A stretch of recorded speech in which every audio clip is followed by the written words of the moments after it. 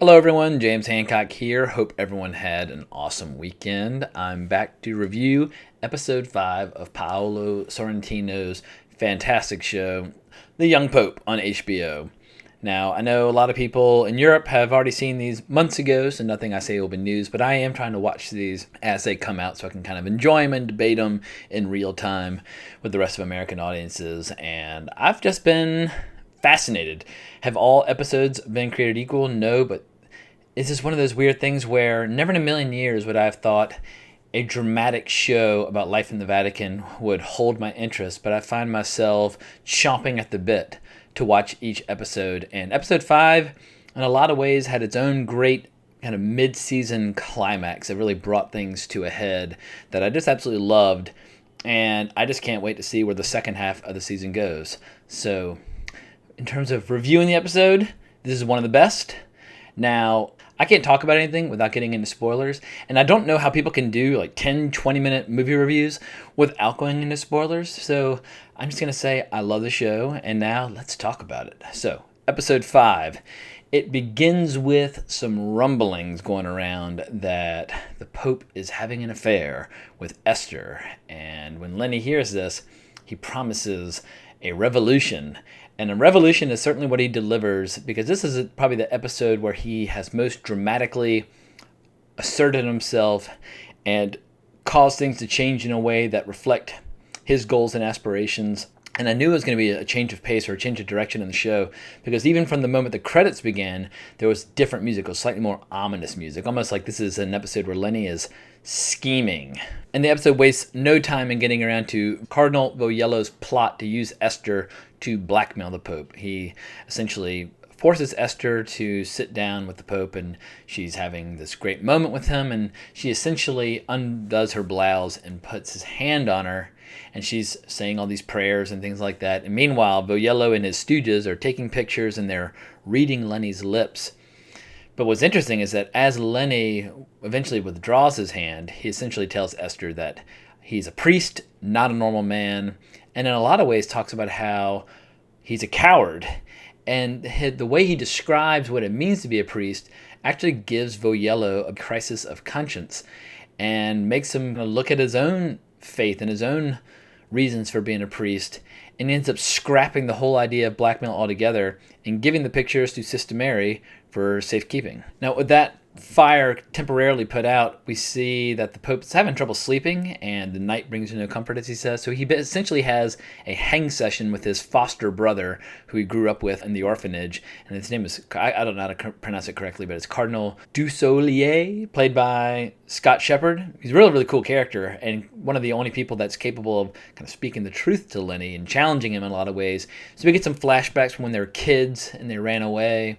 And we get some allusions to a miracle that Lenny may have performed on a sick woman, a miracle that Sister Mary 100% believes in. But at the same time, we've got basically Lenny and Dussolier just hanging out in Italy, enjoying a night out on the town, even though they're wearing the tracksuits, and they go out to buy cigarettes. And the rest of the episode, we really see Lenny kicking things into high gear. He sits down with Gutierrez and not only acknowledges that he knows that Gutierrez is an alcoholic and that Gutierrez is an informer to Vogliello, that he forgives him for all the above, and he still wants to use Gutierrez for his mission over in America to investigate the child abuse scandal. And Gutierrez makes a brief allusion to the fact that he might actually still have some more secrets that he's keeping and has kind of almost a panic attack. And then Lenny immediately dives into a confrontation with Vogliello, and it's this great staging where they're walking along a wall, and Lenny's up on the wall, and Vogliello's down below, and you have these great camera angles looking up at Lenny from Vogliello's point of view, and essentially Lenny tells him not only does he know all the secrets that Vogliello wants to confess, because Vogliello basically says, I don't think you should be using Gutierrez for this mission. He's an alcoholic. Silvio Orlando is such a brilliant actor, and he steals every single scene that he's in. And the way he tries to play these blackmail games behind the scenes is classic, because Lenny's having none of it. Lenny knows all the secrets, and Vogliello finally just collapses and essentially begs for forgiveness for ever having tried to strong-arm Lenny into doing anything. And he seems to have been kind of reined in for now and will stop working against Lenny. And it's like watching Michael Corleone take over his criminal empire, or watching Tony Soprano. I mean, granted, this is a religious organization, not a criminal organization. But as we'll see at the very end of the episode, watching Lenny seize control and seize power is a lot like one of those classic Little Caesar, kind of Scarface, rags to riches ascents that great criminals make in those classic movies. So with Lenny having proven now to Voyello that he's a far more clever politician than Voyello could ever hope to be, they receive news that the papal crown has been returned from Washington, D.C. And at that moment, Lenny decides it is now time to address the cardinal, something he's been postponing and postponing. And when he gets ready for this address in the Sistine Chapel, it almost goes into superhero territory, watching all the cardinals moving down to the chapel with this great techno music playing in the background. And we see Lenny trying all these different outfits and the robes and the slippers and the gloves and the crowns. And he gets fully attired, almost like he's Thor, and gets brought in, carried into the Sistine Chapel to speak to his fellow cardinals. It's one of the most cinematic, exhilarating sequences that Paolo Sorrentino has included in the show to date. And the speech is just an absolute nuclear bomb in terms of changing the status quo in terms of how they do things, because essentially Lenny feels as if in every way that the church has been open and seeking compromise and patient and understanding and tolerant, he wants to reverse all of that. Where once there used to be an open door, the door will now be closed. They'll be basically alone and private with God. And that in every way that they used to reach out to people, now they'll be closed off and mysterious and desirable in a lot of ways. What he wants is a mystique, and he wants total rabid, blind fanaticism, and he doesn't want any kind of part-time believers or halfway believers. He wants the most intense, fervent worshipers he can possibly find. And if that means a smaller organization, he's fine with that.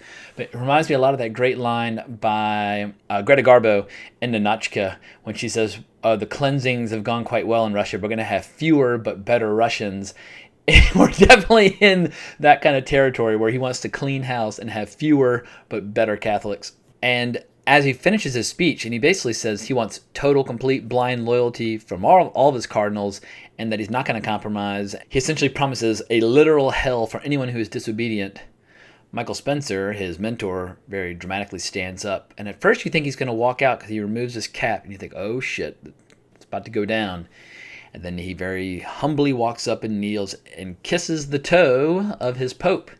And he's immediately followed by the foster brother of Lenny. And then Voyello comes up to do the same, but you can tell he's kind of hesitating. He's still a little got some independence and free will.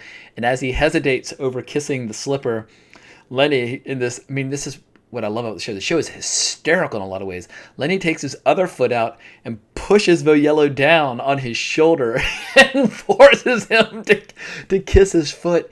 I mean, I was howling with laughter watching this. I mean, never in a million years would I have thought I could watch a movie or a show about life in the Vatican where the Pope seems like a superhero, and that I would also be laughing as if it's a divine comedy. It's just incredible stuff.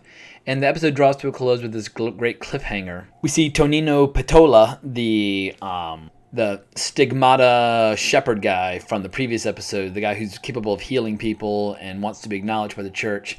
We see him being confronted. He goes to this little chapel to pray or make an offering or do something, and he turns around and he sees Lenny and his most loyal lieutenants or cardinals sitting behind him in the room. And it's incredibly dramatic stuff because they seem so powerful and so intimidating and so unified. And while there's all this infighting going on behind the scenes to this shepherd, they very much present a very intimidating, unified front and almost like religiously overpowering in terms of how they present themselves.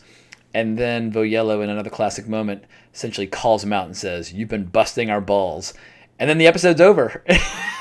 So once again, it's like this is The Sopranos if The Sopranos were in charge of the Catholic Church and didn't kill people or hurt people, but instead relied on blackmail and intimidation and Machiavellian tactics. So Jude Law very well might be delivering the finest performance of his career in the show. He's working with such a great array of acting talent alongside him.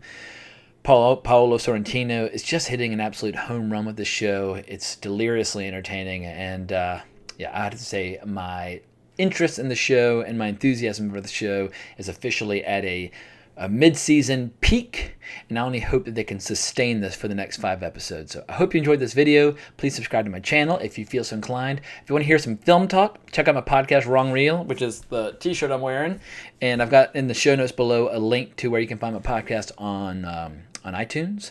And give me a shout on Twitter at Colbrax if you want to talk about flicks or movies or video games or MMA or anything that you feel like jabbering about. So thank you so much for watching, and I'll be back at y'all tomorrow to talk about episode 6. So long.